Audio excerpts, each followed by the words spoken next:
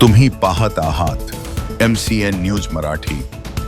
बुलढाणा जिल्ह्यात घाटाखाली काँग्रेसला पहिल्यांदा जिल्हाध्यक्ष पद मिळाल्यानंतर सुद्धा अगदी 8 दिवसातच काँग्रेसचे जळगाव जामोद कृषी उत्पन्न बाजार समितीचे संचालक निलेश साबे आणि जळगाव कृषी उत्पन्न बाजार समितीचे माजी संचालक तथा पिंपळगाव काळे सर्कलमधील दादुलगावचे माजी सरपंच प्रमोद तित्रे यांनी जळगाव जामोद विधानसभा मतदारसंघाचे भाजप आमदार संजय कुटे यांच्या उपस्थितीत भाजपमध्ये जाहीर पक्ष प्रवेश केला।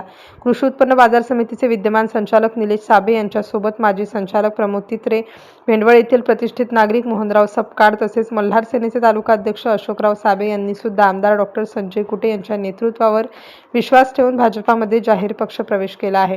या प्रसंगी आमदार डॉक्टर संजय कुटे यांनी या सर्व मान्यवरांचे भारतीय जनता पक्षात मनपूर्वक स्वागत करत त्यांच्या अनुभवाचा, कार्यक्षमतेचा व समाजातील व्यापक संपर्काचा लाभ पक्ष संघटन बळकट करण्यास तसेच जनसेवेसाठी निश्चितच होईल असा विश्वास व्यक्त केला आहे। यावेळी भाजपाचे माजी जिल्हा परिषद सदस्य बंडूभाऊ पाटील, तालुकाध्यक्ष संजय पांडव, नगराध्यक्ष गणेश दांडगे, उपाध्यक्ष कैलास पाटील, गजानन सरोदे, निलेश शर्मा, परीक्षित ठाकरे यांच्यासह अनेक पदाधिकारी व कार्यकर्ते मोठ्या संख्येने उपस्थित होते।